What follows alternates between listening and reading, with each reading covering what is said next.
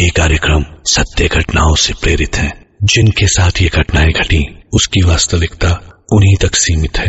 भूत प्रेतों और असामान्य विषयों के होने पर चैनल कोई दावा नहीं करता और न ही प्रोत्साहन करता है।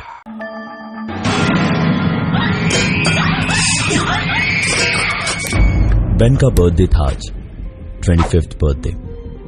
आज उसे घर पर सरप्राइज देने उसके सारे दोस्त आए थे, निशेष, जफर, शिवानी और ऋतिका।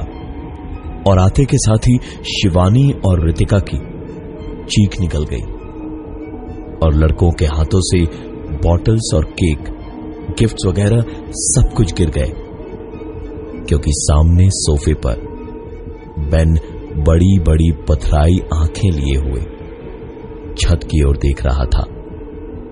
हाथों में उसके लॉकेट लिपटा था और उसकी सांसें बंद पड़ी थी, क्योंकि बेन मर चुका था। लेकिन कैसे, ये कोई नहीं समझ पाया। घर वाले चीख सुनकर दौड़े दौड़े आए और फिर डॉक्टर्स, रिपोर्ट्स और आखिर में बेन का फ्यूनरल। ग्रेवयार्ड में सिर्फ काले कपड़ों और काले छाते लिए लोग दिख रहे थे। आंसुओं और बारिश की बूंदों में कोई फर्क नहीं दिख रहा था। बेन की लाश को कॉफिन में डाला गया और उसकी घड़ी, वो चेन, लॉकेट और बेन का फेवरेट पेन, ये सब कुछ कॉफिन में उसके साथ रखा गया। इसी बीच कब्रों पे पत्थर लगाने का काम करने वाले रॉबर्ट की नजर उस लॉकेट और चेन पर पड़ी। उसके दिमाग में प्लान तुरंत ही आ गया और सोचने लगा कि कितने में बिकेगा ये बाजार में। शाम तक सब लोग भारी दिल लिए वापस चले गए। बेन जैसे एक हंसने बोलने वाले लड़के की अचानक ऐसी मौत कोई सपने में भी नहीं सोच सकता था। अंधेरा हुआ, बरसात एक बार फिर पूरी तेजी से होने लगी। रॉबर्ट छुपता छुपाता वापस ग्रेवयार्ड में आया। मिट्टी गीली होने के कारण रॉबर्ट ने सोचा कि सारा काम जल्द ही खत्म कर लेगा। रॉबर्ट ने इधर उधर सब जगह देखा और फावड़ा उठाकर गीली मिट्टी पर दे मारा। फावड़ा मारते ही सामने के झाड़ की पत्तियों में सरसराहट सी हुई। रॉबर्ट ने हाथ रोके और 2 पल बरसते पानी में उस तरफ देखा, लेकिन पत्तियों का सरसराना रुक गया था। हवा का एक हल्का सा भी झोंका नहीं था और घास का एक तिनका तक नहीं हिल रहा था वहां। रॉबर्ट ने फिर से फावड़ा उठाया और गीली मिट्टी में दे मारा। पत्तियां फिर से सरसराई। रॉबर्ट ने लगातार 3-4 बार फावड़ा मिट्टी के सीने में घोंपा और हर बार झाड़ी की पत्तियां सरसराई और हर बार पिछली बार से कुछ ज्यादा जोर से सरसराई। रॉबर्ट बुरी तरह से घबरा गया था और फावड़ा छोड़कर वहीं एक टिन के टप्पर के नीचे दुबक के सुबह के उजाले का इंतजार करने लगा। आज की रात रॉबर्ट रात भर नहीं सोया और बस लगातार कभी बेन की कब्र को घूरता तो कभी डर से घबरा के झटके से इधर उधर देखकर फिर से दुबक कर बैठ जाता। सुबह की पहली किरणें फूटी बादलों को चीरकर। भोर की रोशनी जब दिखनी शुरू ही हुई तो रॉबर्ट ने उस गीली कीचड़ वाली मिट्टी को पूरी जान लगाकर खोदना शुरू किया और तकरीबन आधे घंटे में उसका फावड़ा कॉफिन से लड़ा। रॉबर्ट ने पूरी जान लगा दी और अगले 10 मिनट में ही कॉफिन की कीलें उखाड़कर बॉक्स खोलकर देखा तो लॉकेट बेन की लाश के पास रखा नहीं था, बल्कि बेन की मुट्ठी में था। रॉबर्ट लालच में ऐसा बहका हुआ था कि उसने बेन की मुट्ठी की एक एक उंगली को पूरी ताकत से खोला और लॉकेट और चेन ले लिया। और जैसे ही उसने लॉकेट को लिया, रॉबर्ट ने जैसे ही कुत्ते को देखा, उसने तुरंत वापस कॉफिन की कीलों को ठोकने की कोशिश शुरू कर दी। लेकिन किस्मत रॉबर्ट की कुछ ज्यादा ही खराब थी। जितनी बार वो कॉफिन में कील ठोकता, कॉफिन बंद होकर एक झटके से खुल जाता। आखिरकार किसी तरह ऊबड़ खाबड़ तरीके से कब्र को वापस ढक के हटा तो देखा वो कुत्ता रॉबर्ट को घूरता हुआ भौंकने लगा। रॉबर्ट को वहां से निकलना था, क्योंकि अगर पकड़ा जाता तो दिक्कत हो जाती। वो धीमे से एक कदम हटा तो उसने देखा कुत्ता अभी भी खड़े खड़े ही भौंक रहा था। रॉबर्ट ने अब एक के बाद एक छोटे छोटे कदम लिए और आकर कुत्ते के ठीक पास ही खड़ा हो गया। और तब उसे एहसास हुआ कि वो कुत्ता रॉबर्ट को नहीं, बेन की कब्र को लगातार देखता हुआ भौंक रहा था। रॉबर्ट चुपचाप धीमे धीमे कुत्ते के सामने से एक एक करके छोटे कदमों के सहारे आगे निकल आया और कुत्ता वहीं बेन की कब्र की ओर ही देखता और भौंकता रहा। रॉबर्ट सीधा अपने घर आया और अगले कुछ दिनों तक वो लॉकेट और चेन उसने छुआ भी नहीं। कहीं किसी ने पहने हुए देख लिया तो दिक्कत हो जाएगी। एक रात रॉबर्ट गहरी नींद में था। दिन भर काफी मेहनत हुई थी तो थकान भी उसे बहुत ज्यादा थी। उसकी नींद एक आवाज के साथ टूटी। एक के बाद एक फेसबुक के अलर्ट्स आए जा रहे थे। रॉबर्ट को बड़ा शौक था स्मार्टफोन, फेसबुक वगैरह का, इसलिए ऐसी ही एक और चोरी करके उसने ये फोन खरीदा था। लेकिन ऐसा सरदर्द बन गया था ये कि हमेशा ये बजता ही रहता था। आधी नींद में रॉबर्ट ने फोन उठाया और देखा कि उसकी एक तस्वीर पे बार बार लाइक्स और कमेंट्स आ रहे थे, लेकिन सबसे नीचे एक ऐसा कमेंट था जिसे देखकर रॉबर्ट जैसा दिन भर मारपीट चोरी चकारी में पड़ा रहने वाला आदमी भी घबरा गया।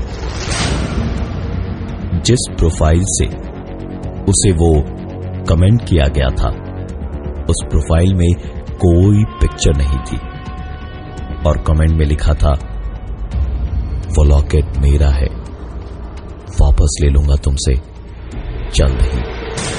ये लॉकेट वाली बात रॉबर्ट ने किसी को भी बताई नहीं थी। इसका मतलब किसी ने उसको देख लिया था।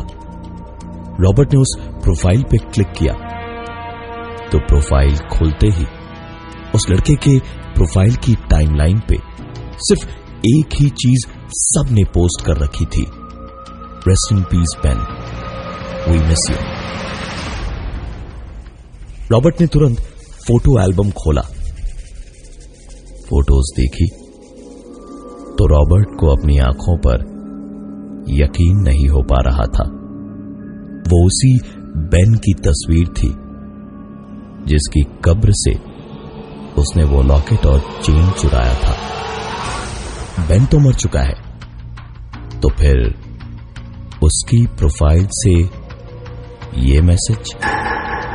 रॉबर्ट ने उसे ब्लॉक कर दिया और सोने चला गया। नींद में एक आवाज रॉबर्ट को सुनाई देती रही।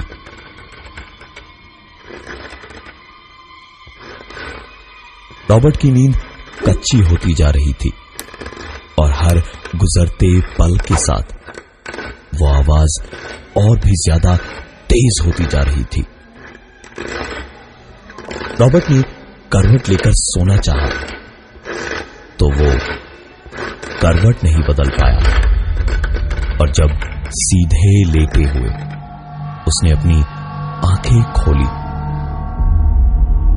तो उसके जिस्म में बहता गर्म खून जम के बर्फ हो गया। उसके हलक से चाहकर भी आवाज नहीं निकल पा रही थी, क्योंकि रॉबर्ट के ठीक 2 इंच ऊपर हवा में कोई मुस्कुराता हुआ उसकी आंखों में आंखें डाले देख रहा था। और रॉबर्ट के आंखें खोलते ही रॉबर्ट के कान के पर्दे उसी की चीख से बिल्कुल सुन पड़ गए। रॉबर्ट का खून सूखता जा रहा था। रॉबर्ट सांस तक ठीक से ले नहीं पा रहा था। एक झटके से उठने गया तो उसके हाथ पैर ही नहीं हिल पाए।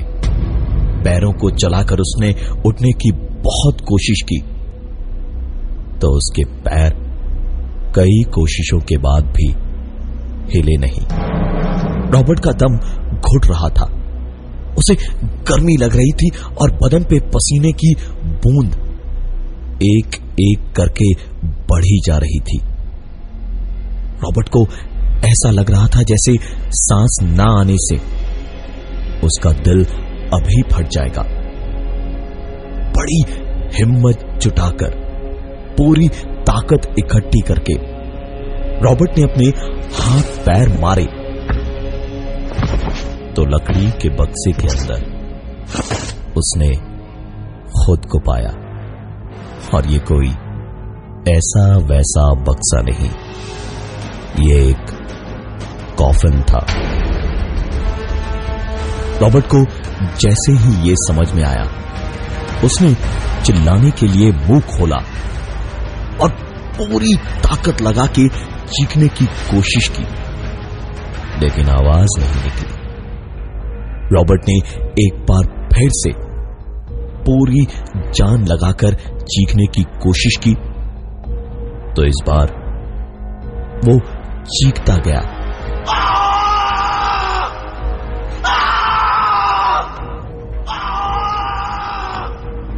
और अचानक ही 2 हाथ उसके सर के पीछे से निकले और मुंह पे कस गए। छुअन से ही समझ आ रहा था कि कैसे जगह जगह से कटे हुए हाथ थे और किसी लकड़ी के जैसे सख्त भी थे। रॉबर्ट ने पूरी जान लगा दी, लेकिन हिलना डुलना या चीख भी पाना अब उसके लिए नामुमकिन होते जा रहा था। आखिरकार काफी मशक्कत कर थोड़ी हवा उसने अपने फेफड़ों में भरी और चीखता हुआ आंखें खोलकर अपनी नींद से जब रॉबर्ट जागा तो देखा कमरे का पुराना पंखा आवाजें करता हुआ चल रहा था और अंधेरे में पसीने से नहाया रॉबर्ट घबराहट भूलकर खुश हुआ कि ये सब कुछ सिर्फ उसका एक सपना ही था। रॉबर्ट उठकर मुंह धोने वॉशरूम गया तो बेसिन पे झुकते हुए जैसे ही पानी मारने को झुका तो गले में पड़ा लॉकेट पानी के नल से टकराया। रॉबर्ट ने लॉकेट को वापस शर्ट के अंदर डाला और फिर छुपकर मुंह धोने गया तो दोबारा उसका लॉकेट शर्ट से बाहर निकलकर पानी के नल से टकराया। रॉबर्ट ने खिसिया के इस बार कुछ नहीं किया, सीधा मुंह धोता रहा और मुंह धोकर हाथ मुंह पहुंच ही रहा था जब रॉबर्ट ने दरवाजा धीरे से खोलकर बाहर झांका तो उसकी आंखें फटी की फटी रह गई, क्योंकि बाहर कमरे में मिट्टी ही मिट्टी थी और पलंग के ऊपर एक खुला कॉफिन रखा था जिसमें से एक बिना खून का सफेद हाथ बाहर निकला हुआ था। पास जाकर देखा तो वो पूरी तरह से सूख चुकी, हल्की हल्की सड़न लगी हुई किसी और की नहीं, बेन की लाश थी। रॉबर्ट के हाथ पांव फूल गए। वो कुछ देर तक तो बस पलंग पे पड़े बेन की लाश को देखता ही रह गया, लेकिन फिर अचानक जैसे अपनी बेहोशी से जागा। रॉबर्ट पूरी जान लगाकर 20 कदमों में ही अपने घर से बाहर निकला और पलट के दरवाजा बंद करने लगा। लेकिन दरवाजा रॉबर्ट बाहर से क्या बंद करता, अंदर से कोई खींच के उसे खोलने की पूरी ताकत से कोशिश कर रहा था।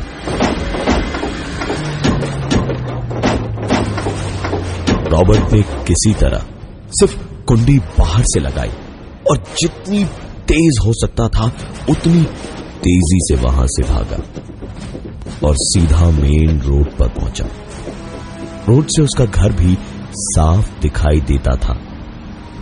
फुटपाथ पे चलते ट्रैफिक की आवाज के साथ कुछ देर किसी ऑटो या बस के लिए खड़ा रहा और फिर पता नहीं क्यों ऐसे ही पीछे पलट के देखा तो पाया बेन खिड़की पे खड़ा था और मुस्कुराता हुआ उसे ही देख रहा था। रॉबर्ट को एक बार फिर से अपना खून रगों में जमता हुआ महसूस हो रहा था। रॉबर्ट वापस पलटा और वहां से बस इस बार जिंदगी में दोबारा कभी न देखना पड़े बेन को इसी उम्मीद पे दौड़ पड़ा। रॉबर्ट जिंदगी में शायद इससे ज्यादा तेज कभी नहीं भागा होगा। भागते भागते ही उसने सोच लिया कि सीधे कब्रिस्तान पे रुकेगा और वहां बेन का लॉकेट और चेन वहीं बेन की कब्र पे फेंक आएगा। दौड़ता हुआ रॉबर्ट रास्ते में एक मोड़ पे लड़खड़ाया और एक पानी भरे गड्ढे में गिर गया। गिर के जितनी देर में रॉबर्ट उठे उतनी देर में एक मुट्ठी मिट्टी उस पे किसी ने फेंकी। सर उठाकर देखा तो बेन गड्ढे के बाहर खड़ा हुआ, गड्ढे में मुस्कुराता हुआ मिट्टी डाले जा रहा था। रॉबर्ट को अपनी जिंदगी के पल कम होते दिख रहे थे। उसने इधर देखा ना उधर, बस वहां से भागा जान बचाने को और भागता भागता सीधे जाके रुका बेन की कब्र वाले कब्रिस्तान के गेट पर। उसी गेट पे खड़े होकर कुछ देर हांफते हुए उसने तेज तेज सांसें ली और उसके बाद तेजी से अंदर बेन की कब्र पे पहुंचा और जो देखा उसने रॉबर्ट को अब अपनी जिंदगी खत्म होने के बाद का नजारा दिखा दिया। बेन की कब्र खुदी हुई थी। अंदर एक कॉफिन था जिसमें मिट्टी तो थी, लेकिन साथ ही एक लाश भी, रॉबर्ट की। और रॉबर्ट के सामने बेन एक हाथ में फावड़ा लिए मिट्टी से सने कपड़ों में मुस्कुराता हुआ खड़ा था। और रॉबर्ट के देखते ही देखते रॉबर्ट की लाश अब सचमुच उस कॉफिन में थी, लॉकेट को मुट्ठी में पकड़े हुए और चेन कलाई से लिपटी हुई। रॉबर्ट को आज इंतजार है तो किसी ऐसे इंसान का जो उस चेन और लॉकेट के लालच में उसकी कब्र को खोदेगा। और ये थी आज की एक कहानी ऐसी भी।